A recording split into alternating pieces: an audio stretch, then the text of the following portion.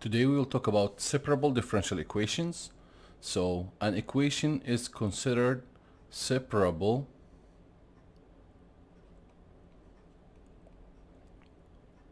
if it can be written in the following form: dy over dx equal f of x multiplied by g of y. So we call it a separable differential equation because we can separate the y related factors and the x related factors in a different sides of the equation. So in this case, we can say the equation can be written as dy over g of y equal f of x dx. Let's take an example of a separable differential equation and try to solve it. So we have y prime equal y square e to the minus x. In order to solve this equation, we can represent the y prime in its other form, which is dy over dx. We know that y prime is dy over dx. This equals the right side of the equation over here. It equals y square multiplied by e to the minus x. Now putting the y and dy in one side of the equation and the x function dx to the other side of the equation to achieve the separable condition, the equation will become 1 over y square dy equal e to the minus x dx. Now we separated the y's related factors and the x related factors in separate sides of the equation. Now we can do integration for both sides in order to find the solution of the equation by having y equal the solution.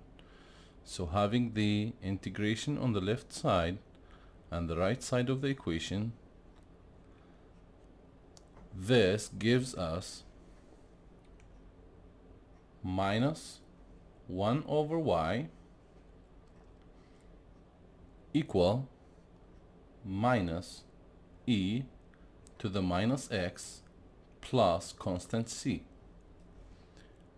Now we want to try to make the y on one side of the equation and the rest of the parameters on the other side of the equations to obtain the solution. So in this case, y, which can be written as y of x, y is a function of x, equal 1 over e to the power of minus x minus c. And this is our solution to the separable differential equation. Now if the question gives us this example as initial value problem, asking you to solve y prime equal y square multiplied by e to the power of minus x, but he's giving you that initial condition y of 1 equal 4. This means that y of x equal y, which means x value equal 1 and y value equal 4. That's an embedded information in the initial value problem. Now, going back to our final solution in here, we can compensate the x with the value of 1 and the y with the value of 4. So this solution becomes y of 1 equal 1 over e to the power of minus 1 minus c. Initial value problem is used to be compensated in the final solution to find the value of c. That's the whole purpose of having the initial condition. We know here y of 1 equal 4.